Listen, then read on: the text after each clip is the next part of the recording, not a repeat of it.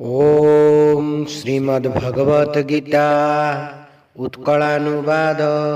ओम श्री परमात्मे नमः। तृतीय अध्याय कर्मयोग।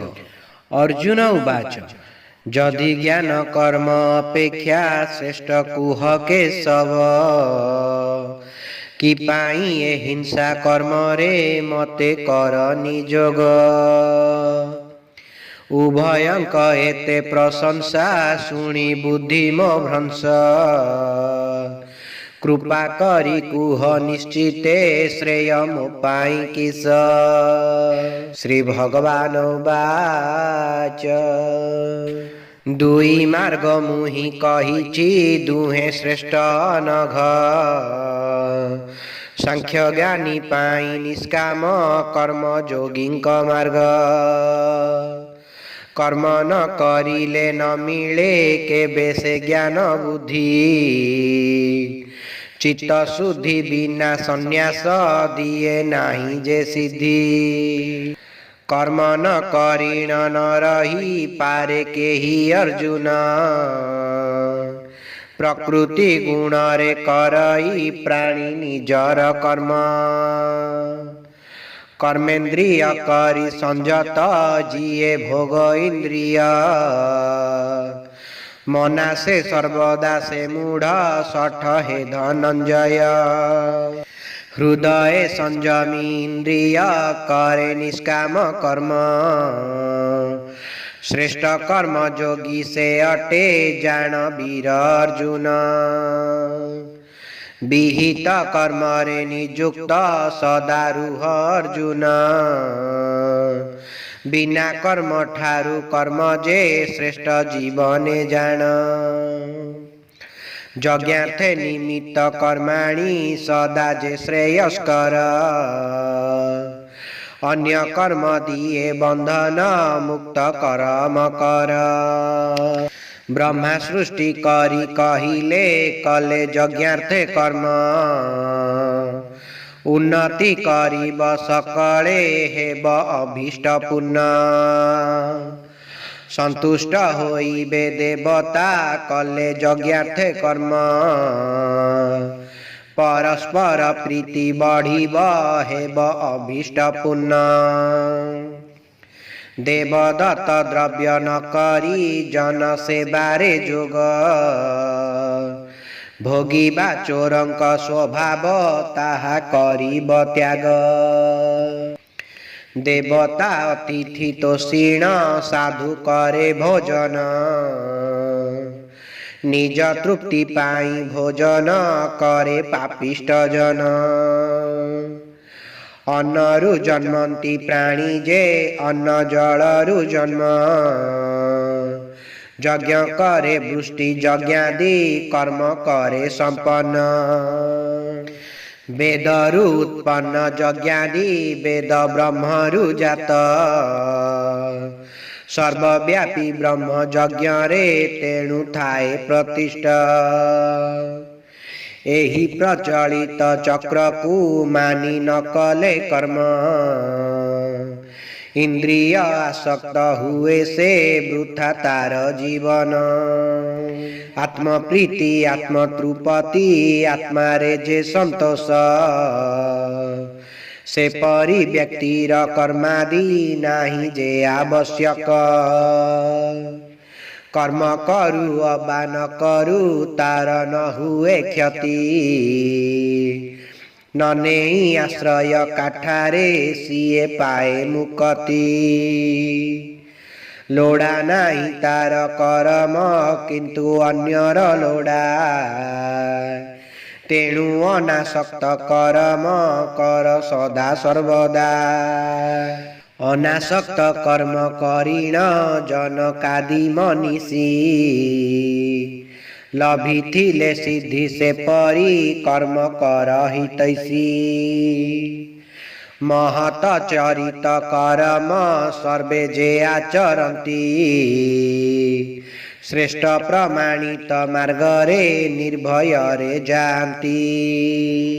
हे पार्थ मो पाई अलभ्य किछि नाई ए विश्वे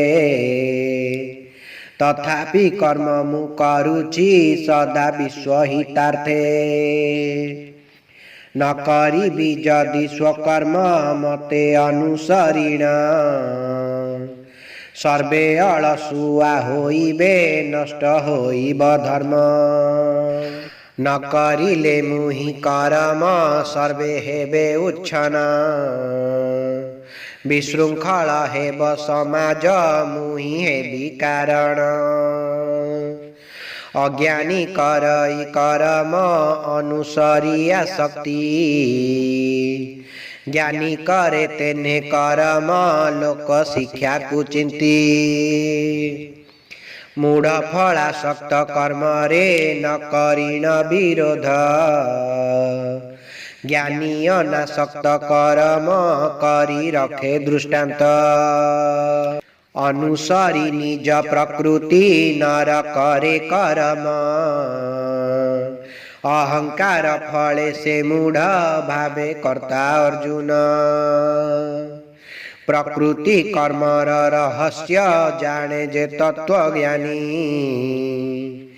अहंकार तेणु न करे कर्ता नुहे से जानी प्रकृति गुण रे मोहित हुए से मूढ़ कर्मी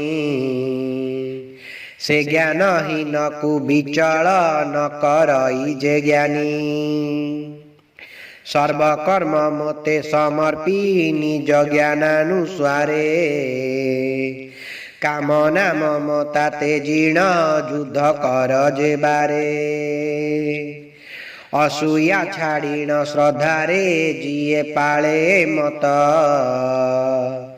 हृदय हुए ता निर्मल मते हुए प्रापत असूया होइण जदि के न पालई मत नष्ट हुए मूढ़ विवेक आउ ता पुरुषार्थ स्वभाव अनुसारे चेष्टित सदा थाए से ज्ञानी कि हेब निग्रह कर्म जे कले प्रकृति मानी इंद्रिय इंद्रिय मध्य रे थाए राग विद्वेष सेही परिपंथी अधीन हेले मिलई क्लेश गुणहीन हेले स्वधर्म पर धर्म उत्तम स्वधर्मे निधन श्रेय जे पर धर्म रुजान अर्जुन उवाच काहा निर्देश रे करई पाप इच्छा विरुद्धे मनुष्यर एही दुर्गुण प्रभु बुझान्तु मोते श्री भगवान उवाच काम क्रोध रज गुणरु जात जान अर्जुन महापापी महाशत्रु जे दुहे सदा अभिन्न अग्नि की आवृते धुआं जे धूली ढांके दर्पण गर्भस्थ शिशु को जरायु काम आवृते ज्ञान ज्ञान को आवृते काम जे काम ज्ञान ररी दुष्कर्म से काम कुंतेय व्यापे दावाग्नि सरी कामर आश्रारे रहीण मन बुद्धि इंद्रिय ज्ञान को बेढ़ीण करती सर्वे मोहे अथय इंद्रिय संयमी हे पार्थ रखी निज अधीन ज्ञान विज्ञानर नाशक काम कर वर्जन शरीर रे श्रेष्ठ इंद्रिय मन ताठारु श्रेष्ठ मन ठारु श्रेष्ठ बुद्धि जे आत्मा सबुठु श्रेष्ठ बुद्धि ठारु श्रेष्ठ आत्मा जे जानी हे पार्थ वीर संशय मन रे न रखी कर काम संहार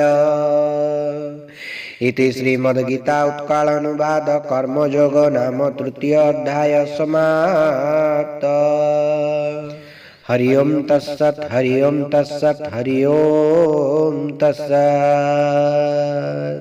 जदि आपण मानक हमर वीडियो टी भल लाइक थाए तेबे हम चैनल को लाइक शेयर सब्सक्राइब करबा को अनुरोध। जय जगन्नाथ जय पंचसखा।